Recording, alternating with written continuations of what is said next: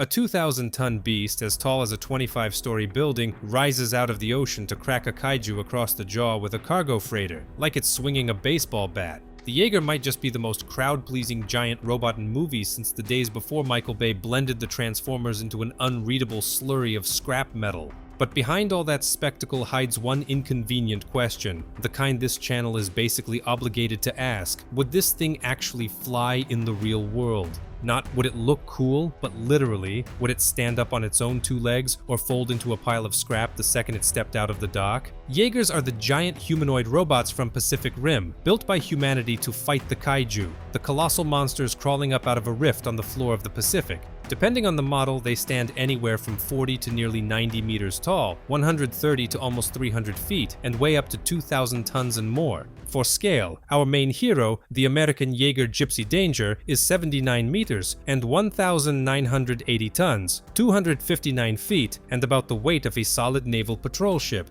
This is MiliTime Fiction, and as always, we're going to figure out just how realistic and effective this Hulk would be in a world like ours. So let's break it down. The elephant in the room, the square cube law. Before we climb into the head, the reactor, and the guns, we have to talk about the one problem that haunts every single giant robot in fiction. Its name is the square cube law. And it's the one thing most of these breakdowns quietly tiptoe around. The idea is simple. Scale up any object and its linear dimensions grow to the first power, its area to the square, and its volume, and therefore its mass, to the cube. Double the size of a robot, and the cross-section of its bones grows 4 times over, but its weight grows 8. Structural strength depends on cross-sectional area. The load on it depends on mass. So the bigger the machine gets, the faster weight outruns strength, until at some point the structure starts breaking itself apart just standing still. That's exactly why an elephant isn't just a scaled-up mouse. It has those disproportionately thick, column-like legs, or its thigh bone would crack under its own weight. The largest machine that has ever actually walked across our planet is the big musky walking dragline. 13,500 tons, as tall as a 22-story building. And here's the important part. It didn't walk on feet. It walked on 2 giant hydraulic shoes, shuffling them forward one at a time. Top speed, get ready, 0.1 miles per hour. That's 4.5 centimeters per second, about 1.8 inches. Slower than a snail out running errands, and it could only move along a specially leveled roadway laid with thick wooden timbers, otherwise it'd sink into the ground and topple over. The cherry on top, it had no power source of its own. It ran off a cable tail and guzzled electricity like 27,000 homes. Hold on to that fact, we're coming back to it. That's the ceiling of real-world engineering. Now compare it to a Jaeger, which, according to the film, doesn't shuffle around on pontoon shoes. It sprints on thin legs with tiny feet, jumps, throws punches, and grapples. From a structural engineering standpoint, that's roughly like asking a ballerina to dance Swan Lake in a cast-iron spacesuit. Can you even build a walking two-legged giant that size? With the materials we have, no. You'd need alloy stronger and lighter than anything we've got. The film, to its credit, straight up tells us the Jaeger's armor was developed by studying the corpses of the first kaiju.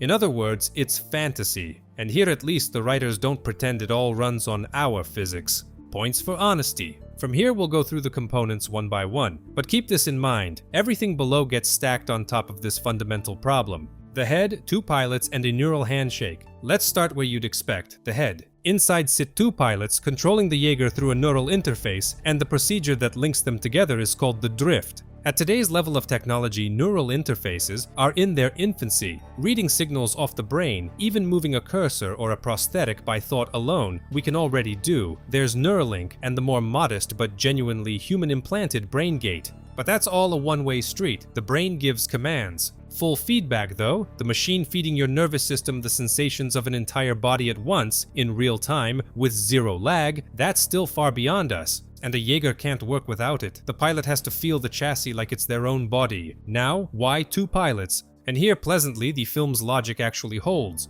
Piloting a machine like this solo means juggling the motion of every limb, your balance, a dozen systems, and a torrent of feedback all at once. One human brain can't carry that load. The film flat out shows that solo piloting burns the pilot out. So you split the load between 2 people. Roughly, one runs the machine's left hemisphere, the other the right. Makes sense? The catch is the compatibility requirement. The physical side is obvious. If one of you is a marathoner and the other's winded climbing to the second floor, they'll fall out of sync fast in a synchronized fight. But mental compatibility, the whole drift-compatible thing, is pure fantasy that you can neither confirm nor debunk for the simple reason that we have no such interfaces and nothing to test it on. Sounds poetic, but we'll have to file that one under just go with it. And the big blunder at where they put the pilots. They stuffed them into the head. The highest, most visible, most bite-offable part on the whole machine, a kaiju's favorite snack. In the very first serious fight, the kaiju knifehead chews off half of Gipsy Danger's head, one pilot included. That's like building a tank and seating the crew in an exposed turret on the outside, no armor. Your most valuable part, the people, belongs tucked into the most protected volume, somewhere around the chest and gut, under maximum armor, not stuck up top like the star on a Christmas tree.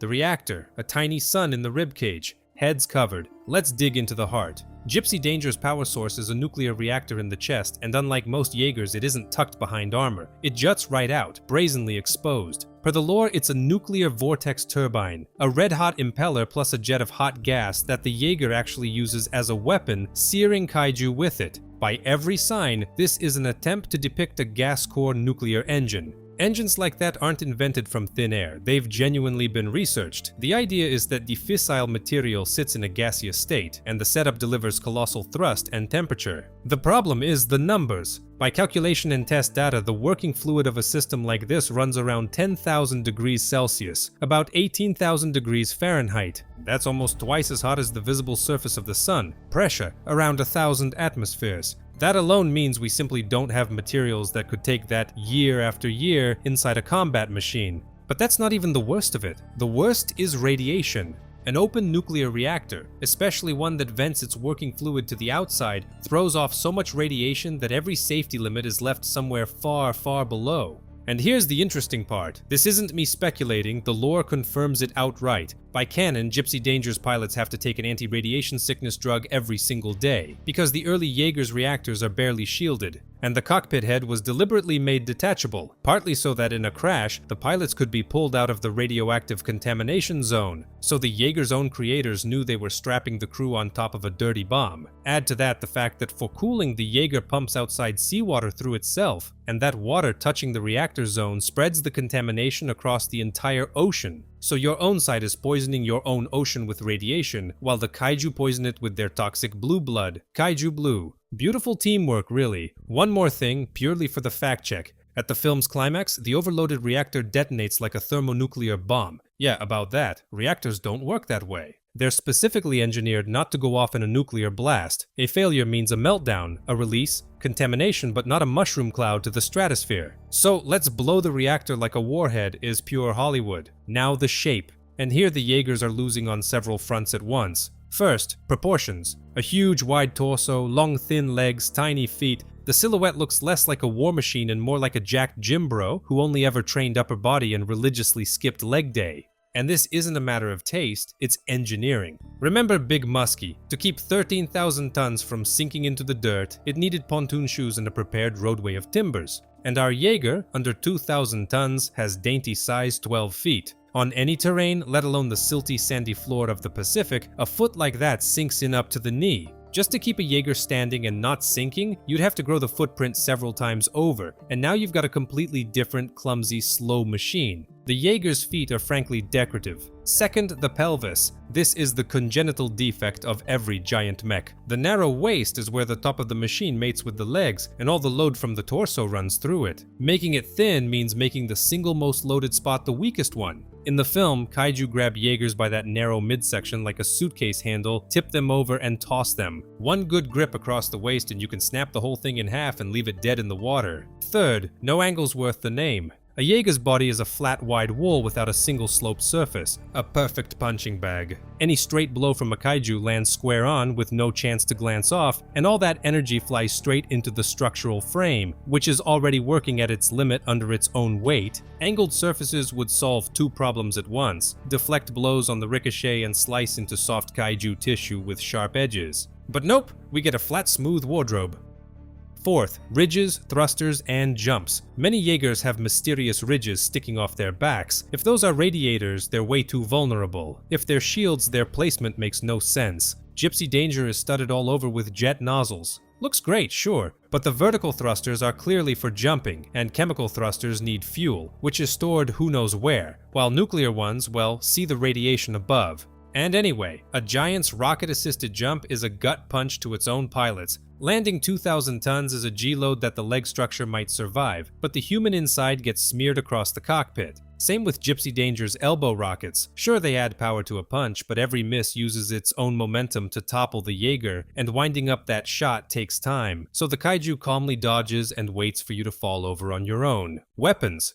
The Jaeger's arsenal sorts neatly into 3 piles: the questionable, the sort of useful, and the actually works. Questionable, the missiles. On Striker Eureka, you can see in the film that after a missile barrage, the kaiju walks away with barely a scratch. The missiles are just garnish on a combo of punches. And here I'll tweak the original take a little because a bomb is weaker than a fist goes too far. The point isn't that explosives are useless in principle, it's about the concentration of energy and about how it's shown. A Jaeger's punch is the kinetic energy of a freight train smeared across a big blunt surface. Impressive, but a kaiju's bulk can eat that. Missiles carry focused energy, but in the film they're made purely cosmetic. Done right, to punch through that much biomass you don't want to go boom nearby, you want to plant the charge deep inside. Something like a giant armor-piercing or bunker-buster round. Bolt-on area effect missiles against a mountain of meat. A whiff. Sort of useful. The fists. As the fights show, a straight to a kaiju's jaw is more often a mild nuisance than a knockout. The things recoil and shake it off like they took a slap rather than a hit from a structural frame. Even a blow from a 1,000-ton ship, the kaiju shrugs off fairly briskly. The one-time fists actually killed. It was Striker Eureka, and even then apparently just by snapping the spine.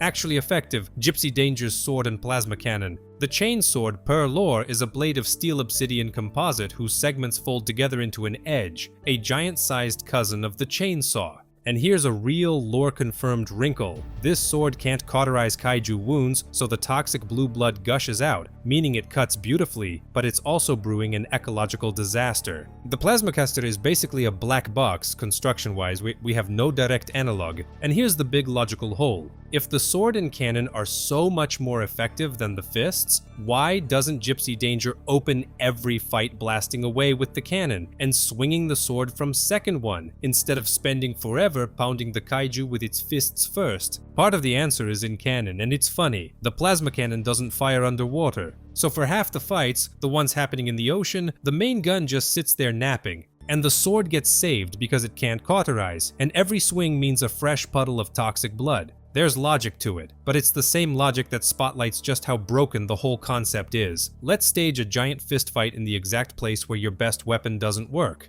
And the right is cherry on top. If plasma cuts kaiju like butter, why the hell didn't they line the wall, the thing hyped up for half the movie as humanity's salvation, with these cannons? Especially since the very first kaiju knocked that wall, half its own height, flat, without even flinching. The verdict. So in short, building a real walking, running, boxing Jaeger in our world is impossible. The square cube law, the lack of super strong lightweight alloys, the lack of a compact and safe power source, hi again Big Muskie's power cable, infant stage neural interfaces, any one of these on its own would be enough to bury the project. And here you've got all of them at once. But even if, out of the goodness of our hearts, we set aside the materials and the reactor and imagine the machine somehow got built, you still couldn't use it the way the film does. Tiny feet, a narrow pelvis, a flat punching bag chassis, pilots in a bite-offable head, best weapons that don't work underwater. That's not a war machine, it's a very expensive, very radioactive way to level half a city in a single fight.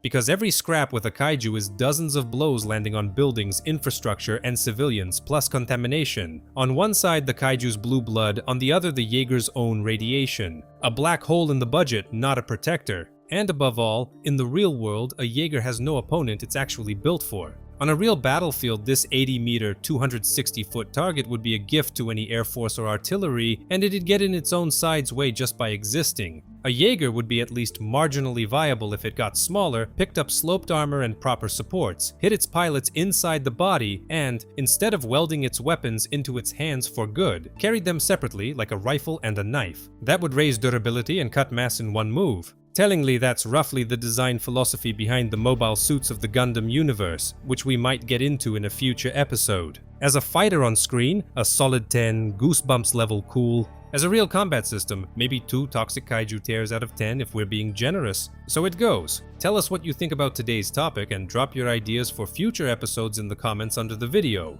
Good luck out there. See you all